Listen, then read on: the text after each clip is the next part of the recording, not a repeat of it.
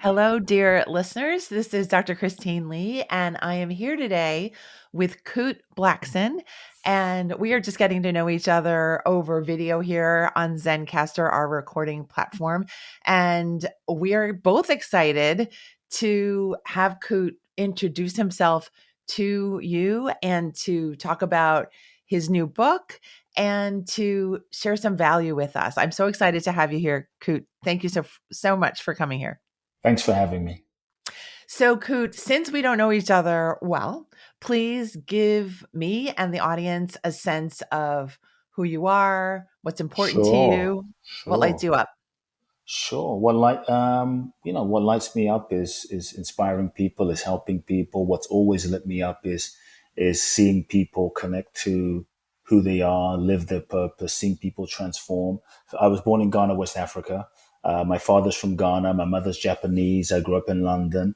We had to flee Ghana at the age of when I was 3 due to a bloody political coup, and that's how we ended up in London and couldn't go back to Ghana.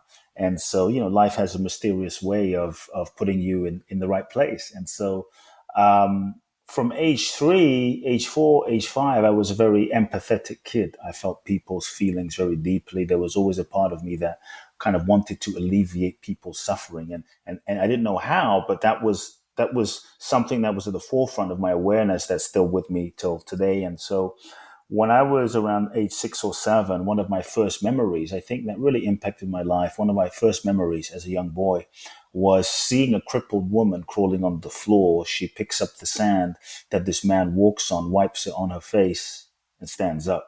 Now, you could call that a miracle. And so, week after week, I grew up in this sort of mystical, kind of miraculous environment where I would see blind people see and deaf people hear and people stand up out of wheelchairs and the type of stuff you wonder, is this real when you watch it on TV? But I grew up seeing it in front of me literally every day. The man whose hand she picked up was my father. And my father built 300 churches in Ghana, West Africa. He was considered a miracle man of Africa, a kind of mystic, a sort of an enlightened mystic, so to speak, but from maybe more from the Christian tradition. Built 300 churches in Ghana, West Africa, a huge church in London. And so I grew up in this environment. A lot of people said it was unusual, but for me, I didn't feel anything was strange. I didn't feel anything was different. It just felt kind of normal. I didn't know anything different. So I think I was blessed to grow up with a sense of limitless possibilities. There were no limits to what was possible because I grew up seeing some of this stuff that was strange and different and out of the norm, so to speak. And so when I was age 8, uh, I was thrown in the audience one day, and I think this is when my speaking career began. I was asked to speak by my father in front of 5,000 people, and just words started coming out of my mouth. And when I was 14, I was ordained as a minister in my father's ministry, and my entire life was set out for me. My entire life was carved out. All of these expectations from my father, from my family, from my father's congregation, hundreds of thousands of people, and yet my heart sank because I knew that that wasn't my path. I knew that that wasn't my destiny. I knew that that wasn't my truth, and I just didn't have the courage in that moment to speak my truth. I didn't have the courage in that moment to tell my father how I really felt. My fear was, if I dared to speak my truth, if I dared to be myself, if I dared to reveal what I really felt, then I would be outcast, then I would be alone, then I would be abandoned, then I lose my father's love. And so for about 4 to 5 years, I literally said nothing, went along with it. And then at 18, uh, I had some decisions to make. I chose not to go to university. And so I had to figure out, what am I going to do with my life? And I started really this feeling of, well, you can't be truly fulfilled and happy being someone that you're not. You can't be truly fulfilled and happy living someone else's life. I felt this deep calling in my soul to come to the US, to come to America, to come to Southern California, specifically to come to Los Angeles, because this is where a lot of the authors and teachers and self-help seminar gurus that I've read about. As I started reading self-help books when I was, age 9, age 10. And so they were on my father's bookshelf. So I'd pick them up and devour these books, everyone from the Eastern mystics to the Wayne Dyers and Louise Hayes and, Deepak Chopras of the world. And so all of these folks lived in Southern California. And so I felt this calling to come to Southern California and meet these people and study with these people and learn from these folks. And um, the thing is, I think sometimes what your soul guides you to do won't always make sense to your mind and it won't always be convenient. But I felt this undeniable calling. And when I looked into my future, I projected age 20, age 40, age 50, age 60, age 70, on and on.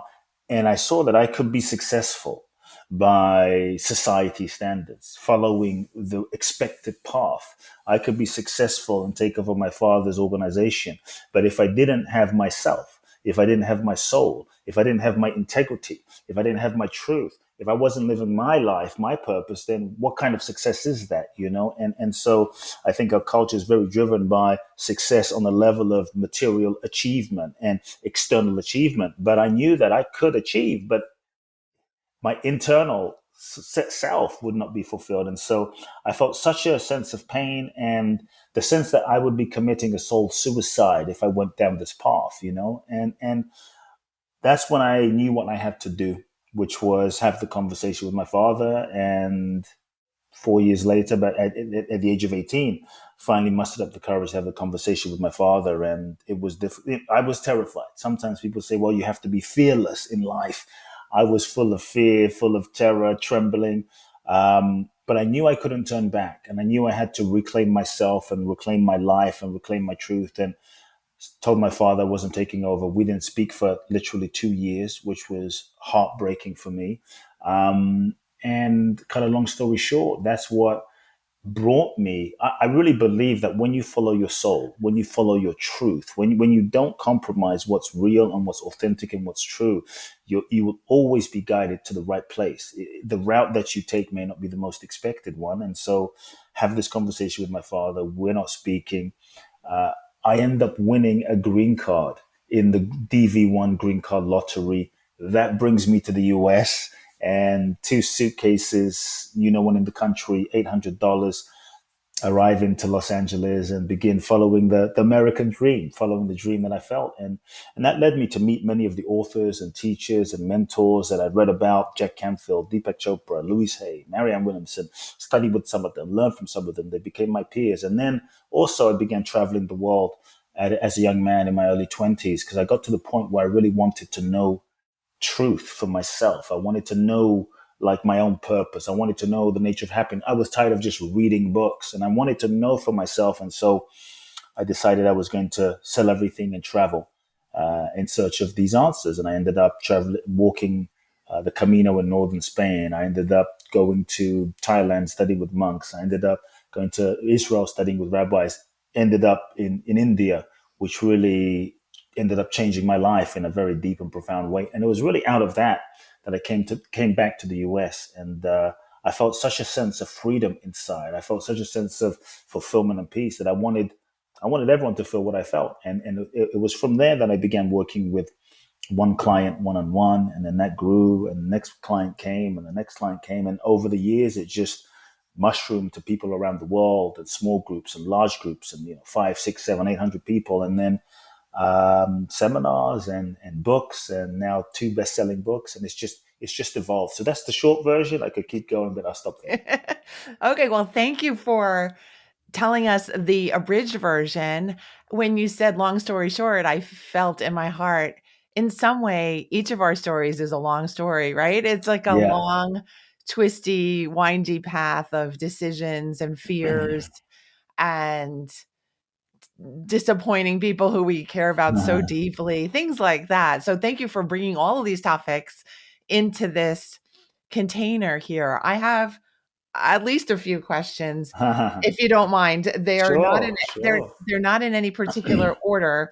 The first phrase that caught my mind was, you knew when you were very young that Mm. you wanted to alleviate suffering. I'm wondering how, as a young child, you kind of knew that. What was going inside your heart and mind at the time? What kind of suffering were you attuned to? Yeah. It was honestly, it was not a like a logical thing. It was a feeling, because I was very empathetic, so I'd feel people's pain. And growing up in South London, I felt people's pain.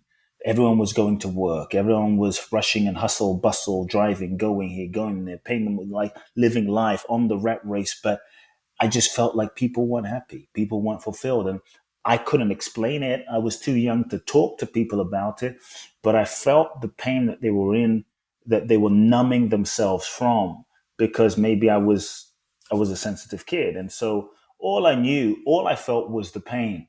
And that pain touched a part of me that really felt them.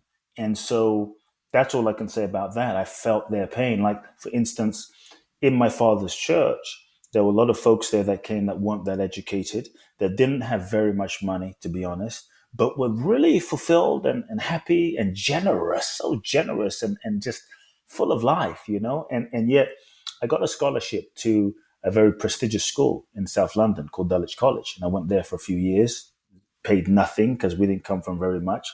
And I was around a lot of kids whose parents had so much wealth, so much power, so much status, so much money. Um, Prime ministers' kids, presidents' kids, politicians' kids, billionaires' kids.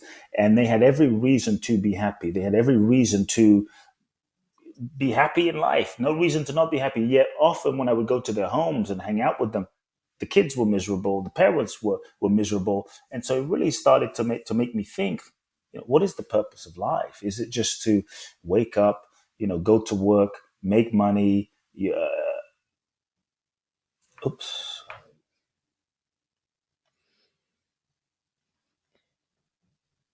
Oops, are you still there? Yep, I'm here. I think Okay, there was sorry, we cut out. Yeah, yeah, there let was a me little let bit me of cut up. No let, worries. let, let me pick it up. So it really made me think, like, what is the purpose of life? Is it just to wake up, make money, go to work, go on vacation, buy a car, buy a house, and then die? Like, surely there has to be more to life than this. And so I think at a young age it began a process of questioning life and questioning this existence that we're living, because I would just look and observe people, and I was a very observant kid, and it just felt like we were, I don't want to say zombies, we were just on this routine and rushing here, especially in London, waking up, rushing, going through the train station, going home. No one seemed fulfilled, no one seemed happy. It just felt like we were in a routine matrix, just going from one day to the next. And so I think that feeling of what I felt made me question a lot from a young age. And I didn't know how I wanted to help people. I didn't really have a sense of what that was like. I just felt people very deeply. And that's why when my father announced at 14 that my son's taking over, I knew I wanted to help people. And I just didn't know any other way. And so I went along with it. But I knew that wasn't right either. And I was just too afraid to speak my truth. And I think one of the things as human beings that stops us from being fulfilled, that stops us from being happy, that stops us from being ourselves, that stops us from breaking through to that next level, is the fact that we are constantly lying to ourselves. The lies that we tell ourselves keep us stuck. As human beings, we lie to ourselves. The challenge is sometimes we lie to ourselves, and it's so unconscious that we don't even know that we're lying to ourselves. We're just lying to ourselves. We're in denial. We don't even know that we're lying because it's what we've been programmed to do from childhood. And so I think if someone is listening to this conversation and they want to break through, if someone is listening to this conversation and they want to shift their life, if someone is listening to this conversation and they're not truly fulfilled or happy or living their purpose, then I would invite people to ask themselves a few questions. Number one, what lies am I telling myself? Simple. What lies am I telling myself? We lie to ourselves. We stay in relationships that we're not truly happy, and we lie to ourselves about it. We work jobs where on some level, we're compromising our integrity. Yeah, and we know that we are, and we know that this is not the real purpose for why I was born. And yet we lie to ourselves about it. We stay in it and we keep on and we negotiate we rationalize, we make excuses, and 10, 20, 30, 40 years passes. And so the question I really want people to ask themselves and have the courage to be authentic and honest and uncompromising about is, what lies am I telling myself? What lies am I telling myself? And to be really honest about it, I believe that there is no transformation without truth.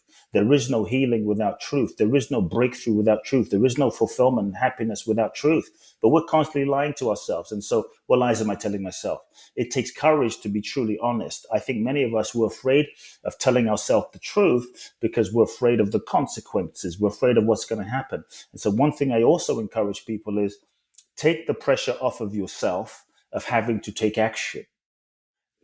Take the pressure off of yourself of having to take action, because sometimes that fear or the pressure of having to take action or thinking we need to take action sometimes begins to cloud our judgment, cloud our clarity, and so we stay stuck in a sort of bubble of confusion. I'm not sure. I'm confused. I don't know if this is right for me. I don't know what my purpose is. When deep down we know, we have a sense. I think there's a part of us at the deepest level that knows everything, because at the deepest level we're connected to everything. Yet we play this smokescreen game of I don't know. I'm confused. I don't know what my purpose is. When deep down we know what our purpose is. But if we truly owned our knowing, if we truly own the truth, we might actually have to go for it. We might actually have to take the risk. So sometimes it's easier to stay in a bubble of confusion and stay in the safe zone so that we can always stay in the security of the future fantasy, the hope of the future fantasy and possibility. Because if I don't know, I don't have to do anything. I can have the hope. And so, second question I would invite people to sit with is, what am I pretending to not know?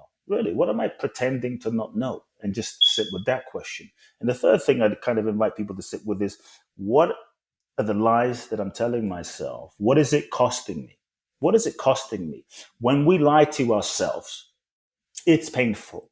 When we lie to ourselves, it's not meant to feel good. It's meant to feel painful. To me, the pain is a gift. The pain is a blessing. The pain is a sign that something is off. The pain is simply feedback. It's your friend. It's a gift showing you where you need to pay more attention. So the issue is not the pain. The issue is often we don't acknowledge the pain. We don't face the pain. We don't deal with the pain as human beings. What we're conditioned to do is avoid the pain, is distract from the pain, is numb it away, drug it away, smoke it away, drink it away, social media it away, just so that we don't feel the pain, and we end up numbing it, and we end up perpetuating and living the cycle because we don't deal with the pain. And I think pain is a profound gift if we're willing to pay attention to the message. And so I would invite people to really sit with, what are the lies I'm telling myself? What is it costing me? And actually be willing to not run from the pain that you feel, but to actually be with the pain and feel the pain. Because when you feel the pain, it begins a process of marinating. It begins a process of burning. It begins a process of stirring things up inside that will begin moving you to take action in a different direction. And so I think transformation starts with telling the truth. We have to want the truth more than we want what we have. We have to want to be free more than we want what we want. And many times we want to be free. We say we want to be free, but we want our comfort more, And I always say that real freedom isn't free. Real freedom actually requires that we let go of what's not aligned. Real freedom requires that we let go of old stories, old addictions, old illusions, old identities, the old aspects of ourselves.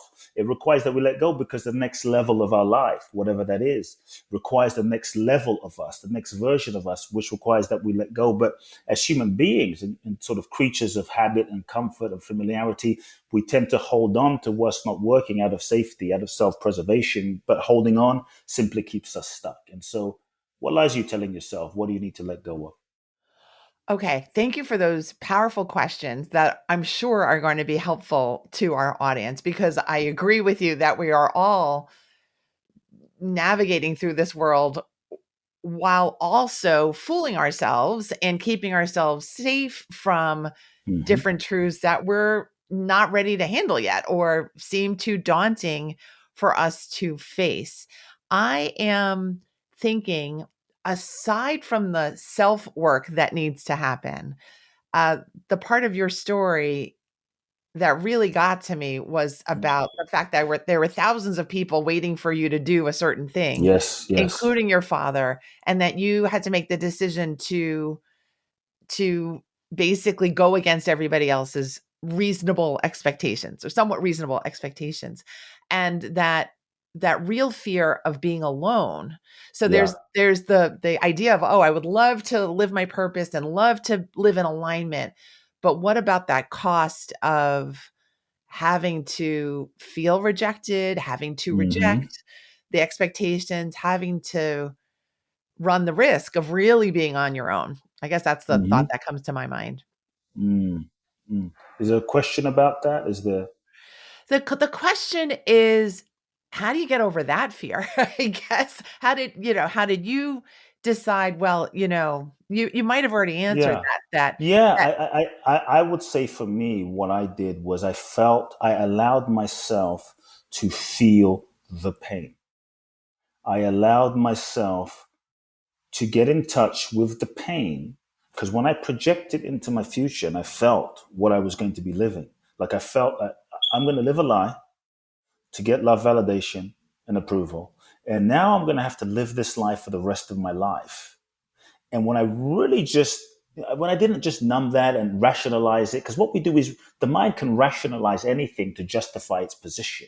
Oh yeah, that seems great. Oh yeah, yeah. And we come up with all these stories as to why it actually makes sense. And then we BS ourselves, and before you know it, 10 years go by. So for me, what I did is as I projected into my future and I felt the consequence of this lie, and I let myself feel the pain, unguarded, just really feel it. It felt so painful inside. It felt really deeply painful inside to be betrayed. The self betrayal felt painful. And I think many times we feel that pain, but we numb it. We drink it. We relationship it away. We travel it away. We shop it away. I just felt it, and being with that pain without pushing it away, without rationalizing it, without making excuses, without trying to get rid of it, without justifying it and just feeling it.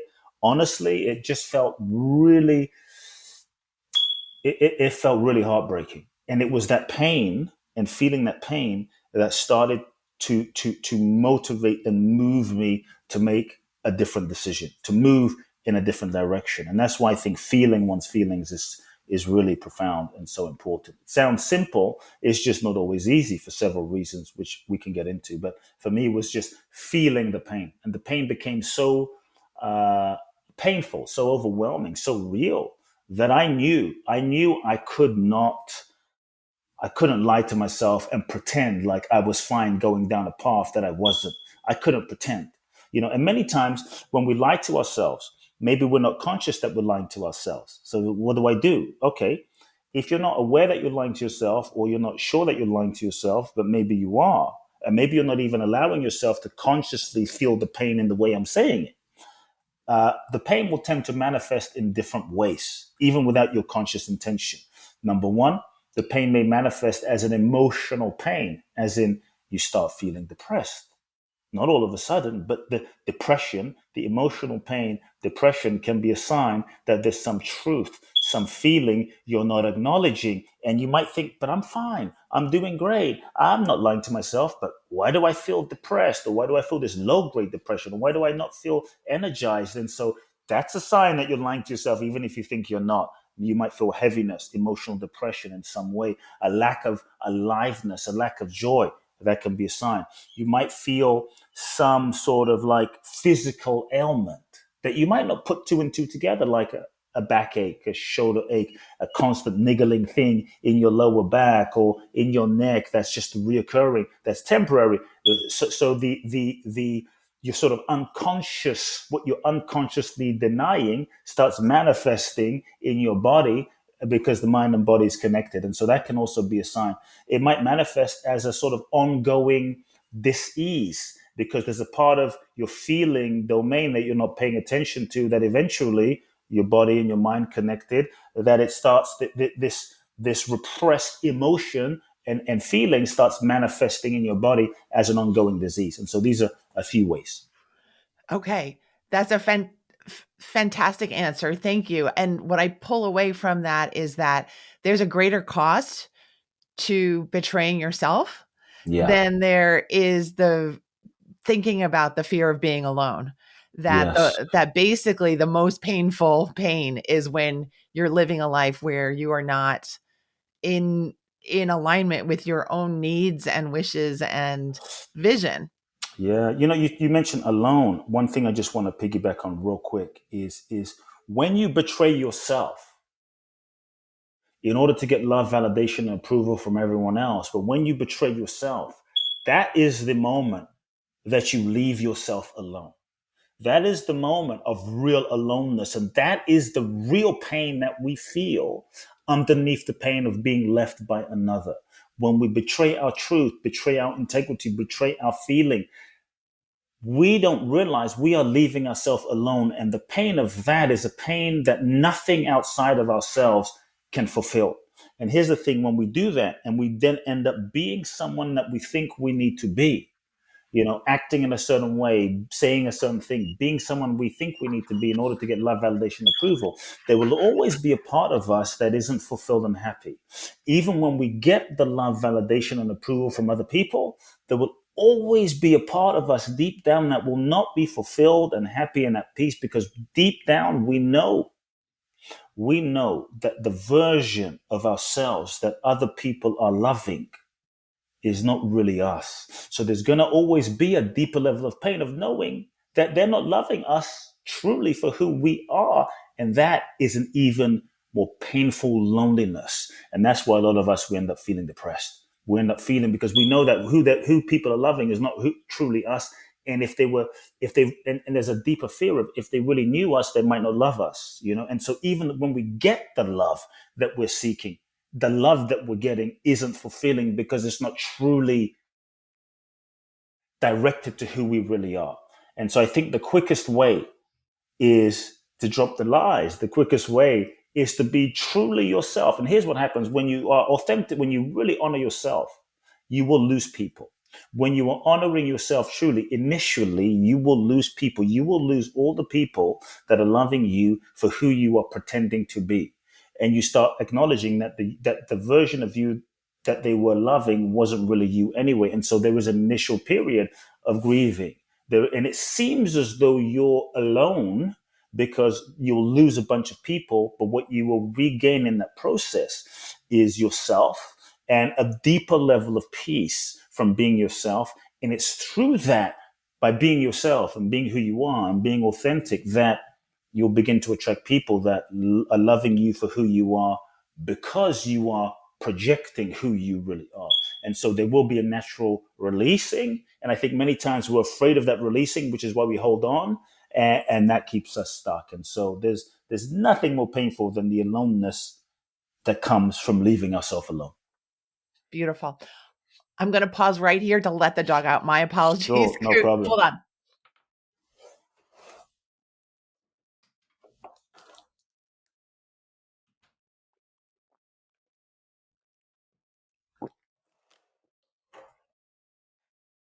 All right, my apologies again. I No problem. loved what you just said. It's very powerful.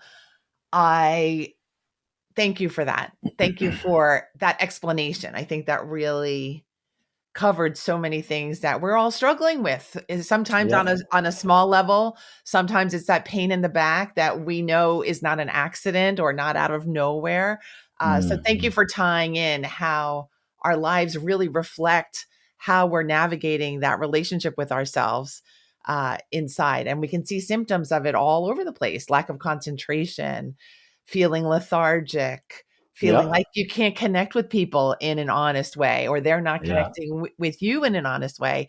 It's all over the place. So yes, it's really powerful when you can act in alignment with Mm-hmm. your true needs and wishes. So Mm-hmm. thank you for being that messenger for us today. Could you tell me and explain to me Mm. about your new book, Surrender? Could you please explain the roots of the book Sure.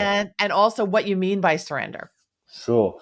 Yeah, the roots of the book, how the book came about. This was not, honestly, this was not the book that I thought I was going to write. Let me just say that first. I had a grand plan of the book I thought I was going to write. In fact, the way I started writing in the first place this time round was I had an entire whiteboard, literally a wall of different ideas, brilliant ideas, I thought, amazing ideas, different topics, different titles, different themes, different concepts, different stories, ideas of that I thought people wanted to hear about, publishers would want to buy, my clients would want to read, things that I thought would be bestsellers, things I thought would sell, basically.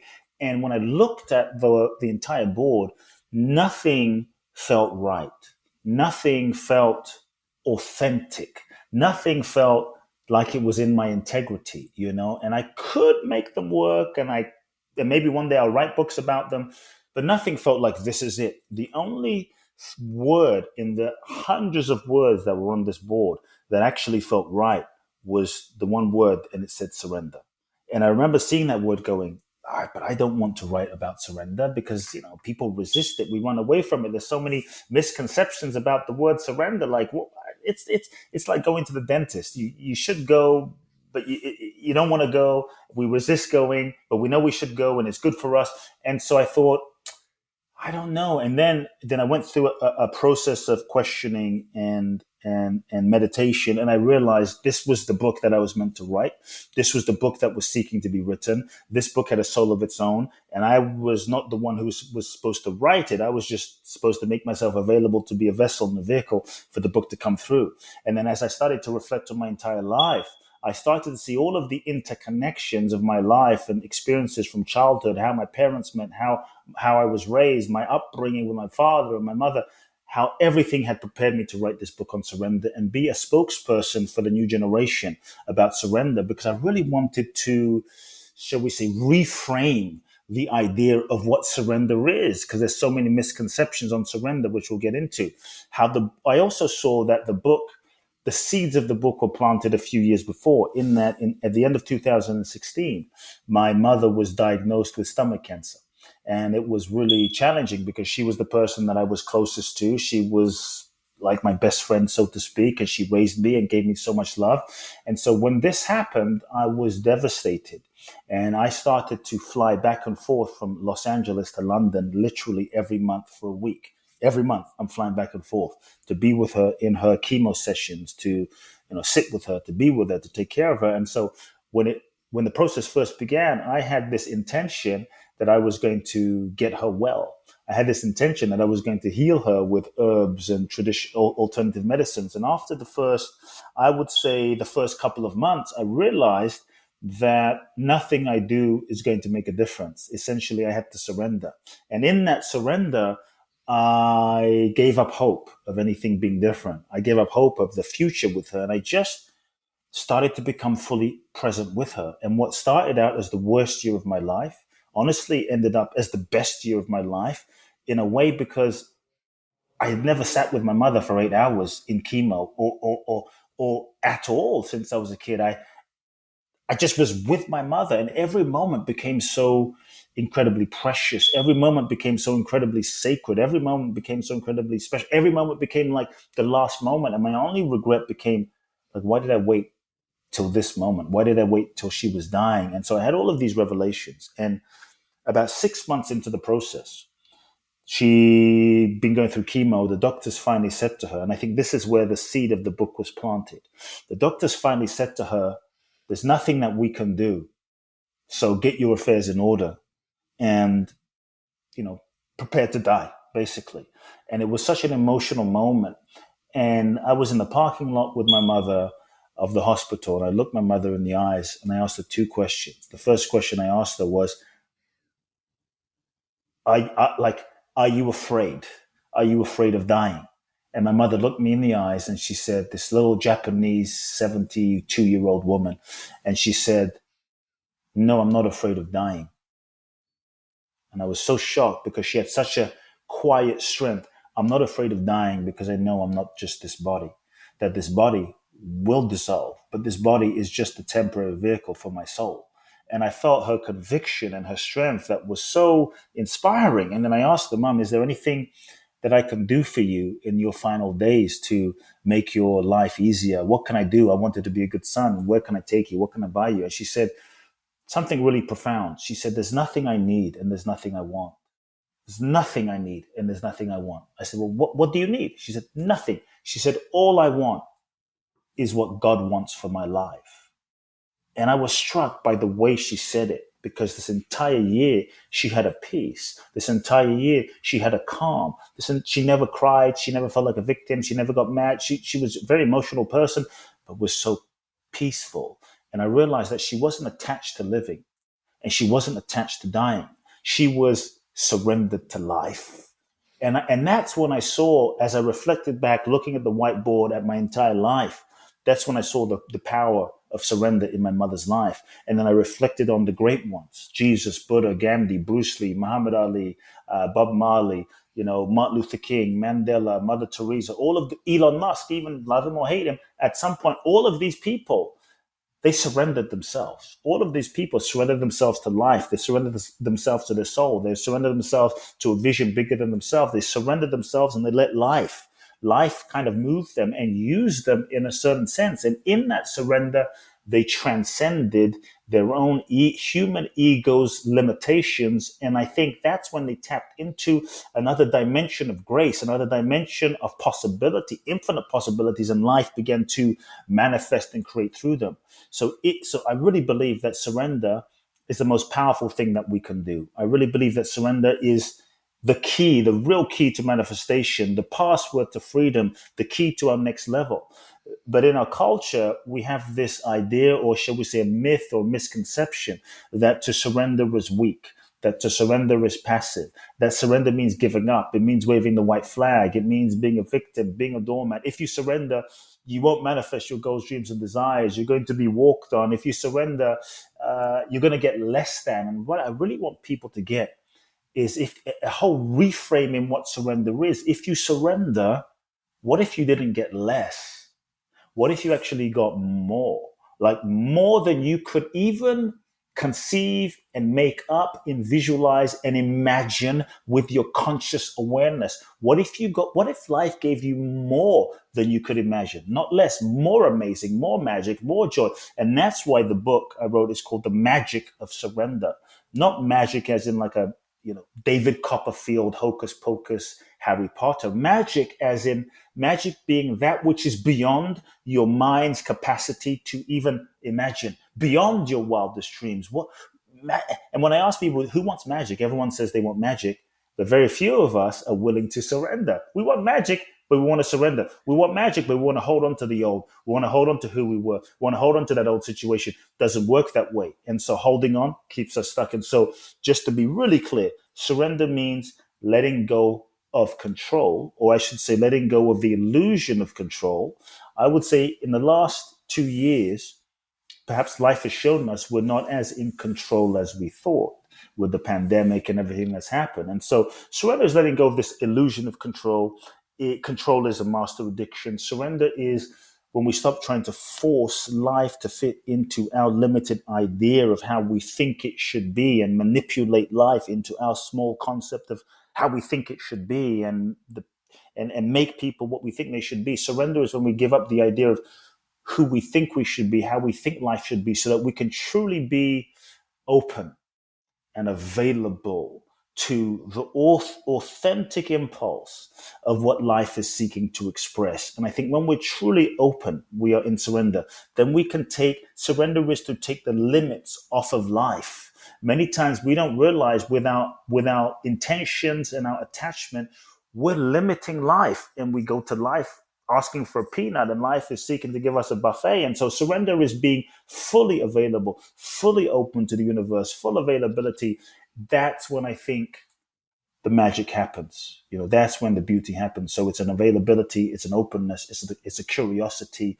It doesn't mean doing nothing. It doesn't mean just being passive and sitting there. To me, that's just being lazy. Surrender means getting in touch with your deepest truth, your most authentic truth, and feeling the deepest impulse of what life is seeking to express through you. And that might mean leaving your job. That might mean ending a relationship. That might mean committing in a relationship. That might mean feeling a message you've been afraid of putting out and taking that risk. That might mean going out and taking a stand and protesting for a cause that you believe in, even though it's risky. And so surrender is following that deepest truth. The old paradigm, I like to say, is a ego-based model for creating the world, where we've been conditioned to ask ourselves, what do you want?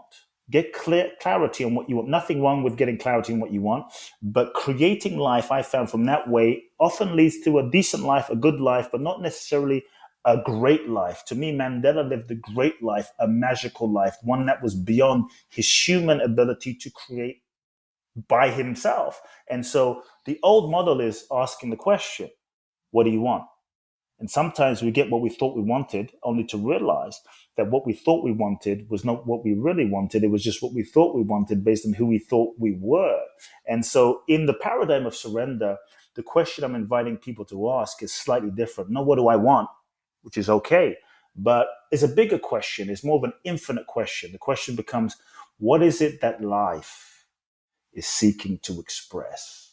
What is it that life is seeking to express through me? What is the deepest impulse of what life is seeking to manifest and create through me? Like for me, it wasn't the Magic of Surrender book. I had no idea. I thought it was another book, but life had a bigger intention. Life had a more infinite intention that I had to expand into. And so I think we get to expand into allowing ourselves to feel and receive the deepest expression of life. And when we do, then we can align our thoughts, our thinking, our strategy, our actions based on what's authentic. And now we're going in the direction of what's authentic, and we can give 100% to that. So surrender is openness.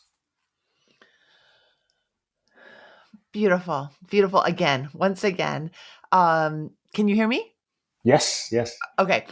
Um, Thank you for being such a beautiful speaker and communicator of these really complicated Yeah, pieces of relationships that we have with ourselves and sure. our potential. I really appreciate the stories, the openness, your directness, your honesty about all the things you've gone through, including the transformation you had while working with your mother as she was transforming too. And I really appreciate your explanation of surrender with a capital S, that really Yeah. it is just allowing everything to be in play at every moment. And I think, I brought it down to just the example of when you're setting out to write a book, Mm. that how many of us think we're doing something and then it turns into something else, that there are other Yes, yes, processes other than our conscious mind that are part of the creation. And when we're blocking out all the other pieces, we only get a certain quality of output. yes, It is limiting ourselves when we think, oh, it's just my brain. It's just Monday to Friday. It's whatever format you have is actually quite limiting. hmm And I know from doing a little research about you before we pressed record that you take people past really yeah, into other countries, literally, into the parts of themselves that they hadn't yet been ready to see and get familiar with. So, very interesting work. Thank you, Coop, thank you. for coming on and showing us who you are. It's beautiful. So, could you let us know how our listeners can connect Sure, with the book and connect with you sure. and work with you? Sure, yeah. The book is out. The Magic of Surrender is out on paperback, depending on when people are listening to this. It came out on May the 3rd on paperback. So go to Amazon, get the book, send me a message on Instagram or Facebook, Kute Blackson. Let me know you got the book. I'd love to hear from you and how the book is inspiring you, and also this interview. My main website, Kute Blackson, Kute Blackson. You can find out all of my content there. For those that might be interested in really transforming themselves to a whole nother level, one of the most powerful, life changing things I do is a 12-day event in Bali, and I do it twice a year. It's called Boundless Bliss Bali. So that's www.boundlessbliss.com. You can find out all the information there. That's beautiful. Thank you, Coot. It's been such a pleasure meeting you. So fascinating to listen to your story and your work. And I just want to mention that you glow across the screen. There Thank you. really is. Your life is coming through. So thank you so much for doing all the hard work Thanks and a lot. bringing it to us. Thanks a lot. Okay. Thank you. And my dear listener, it's been another week on the Make Time for Success podcast. I look forward to seeing you next Thursday. Take care.